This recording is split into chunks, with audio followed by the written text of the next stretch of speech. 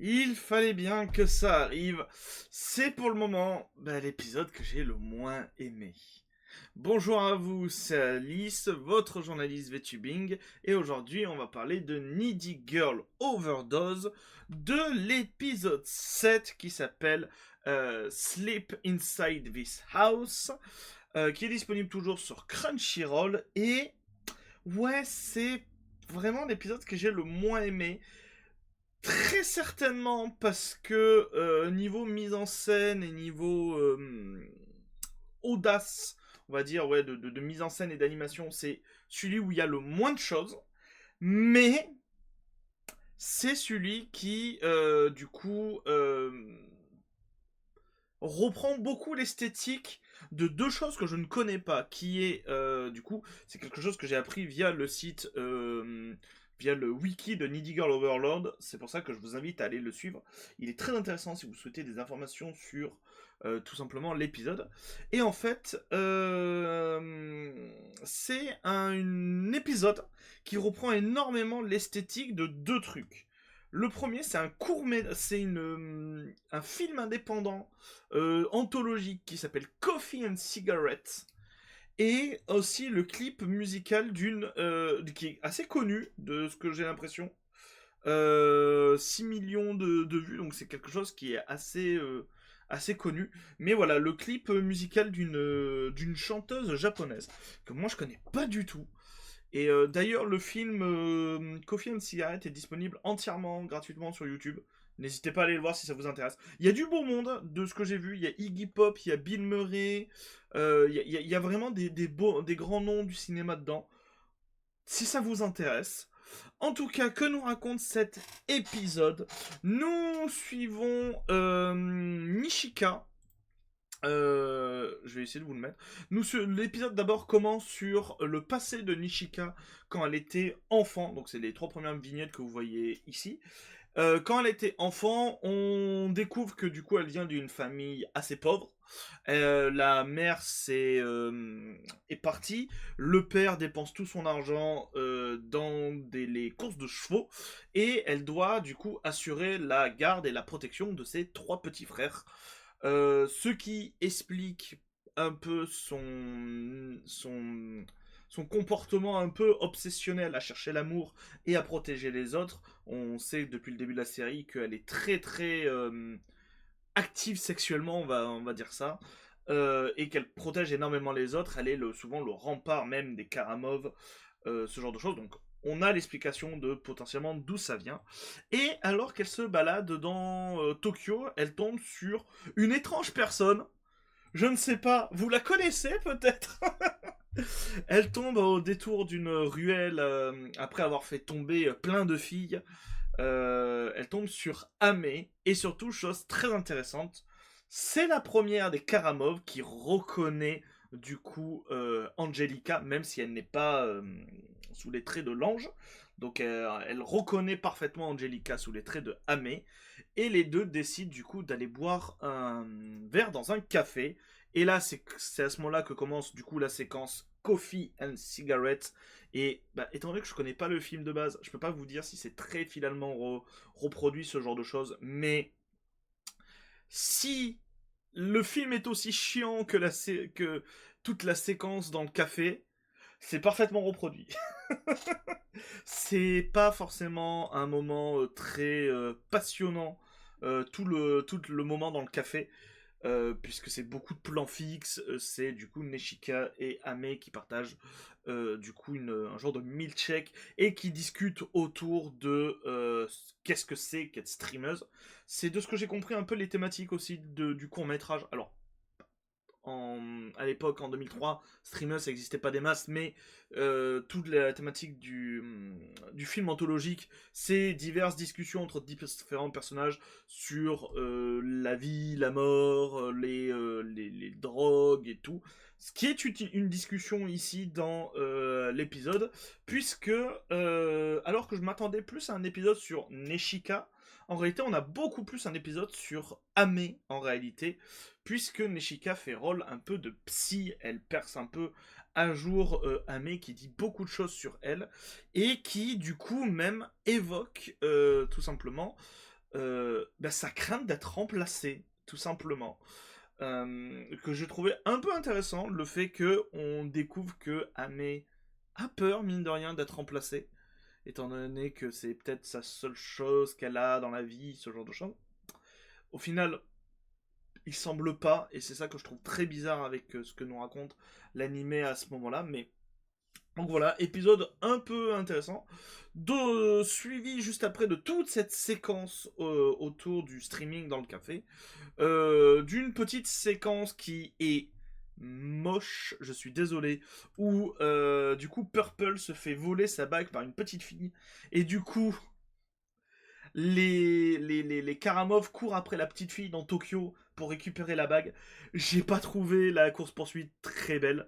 Euh, je sais pas, je pense qu'il n'y avait pas eu de budget à ce moment-là. Je pense sincèrement, c'était pas très intéressant. Et dès qu'elle peut récupérer la bague, en fait, il y a il y a tout d'un coup une genre de révélation pour Neshika qui décide de retourner voir son père afin de lui donner de l'argent qu'elle a gagné pour les streams et afin qu'elle puisse se séparer complètement de son père, de sa famille, et afin de pouvoir aider, entre parenthèses, les frères qui restent, du coup, les frères qui sont ici, qui restent du coup à la charge toujours du père. Et, et pendant qu'elle part après cette séquence, elle trouve une bague, elle trouve une griffe en remplacement pour du coup Lollipop qu'elle lui donne. Et là, il y a un plan que je trouve assez cool, que j'avais pas forcément relevé avant. Mais on a eu le même plan dans l'épisode précédent quand c'est Michika qui donne la croix à Purple Lollipop, on a ce côté, je trouve, très Magical Girl, transformation, comme si l'objet faisait qu'elle obtenait une nouvelle forme. Je sais pas si vous voyez ce que je veux dire. J'ai trouvé ça très intéressant. À voir maintenant si est-ce qu'elle obtiendra un nouvel artefact, étant donné qu'elle doit, c'est elle qui est censée remplacer du coup euh, Angelica. Donc est-ce qu'elle va obtenir un nouvel artefact?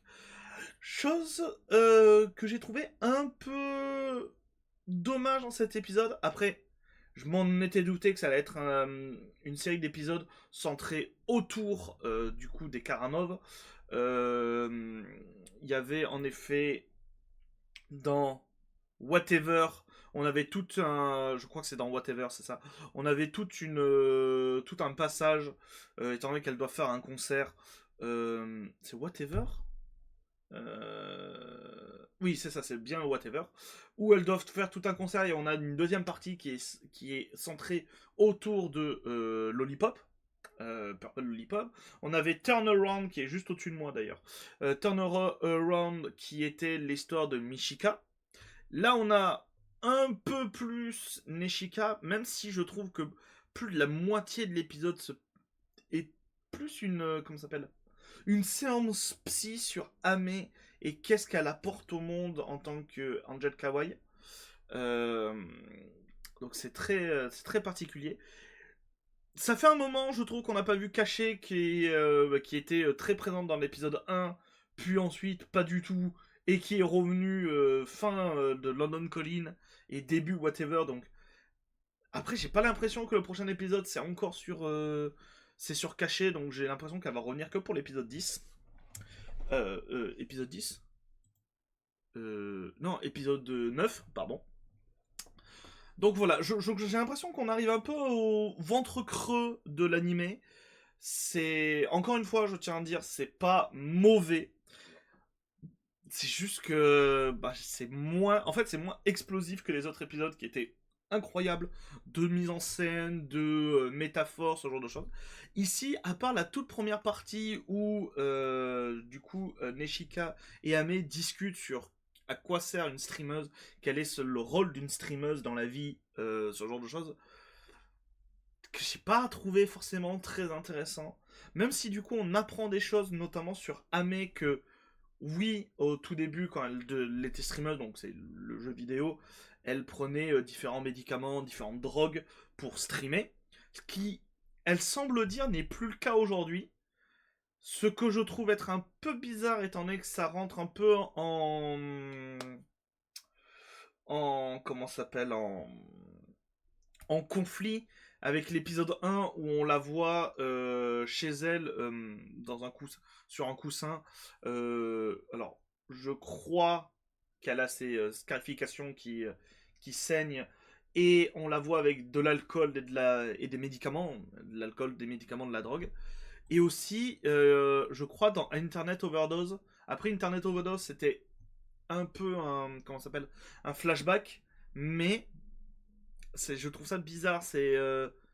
Non, j'ai quand même l'impression que Ame est toujours dépendante à l'alcool, à la drogue, à différentes choses, même si elle dit que c'est le contraire. Donc peut-être est-ce qu'elle ment ou pas, je sais pas du tout. Mais voilà, à part ça, j'ai pas trouvé forcément l'épisode très intéressant. Donc, à voir ce que ça va donner. C'est le premier, pour moi, faux pas de la série. Mais en réalité, bon, bah, c'est l'épisode 7, on est au milieu de la série.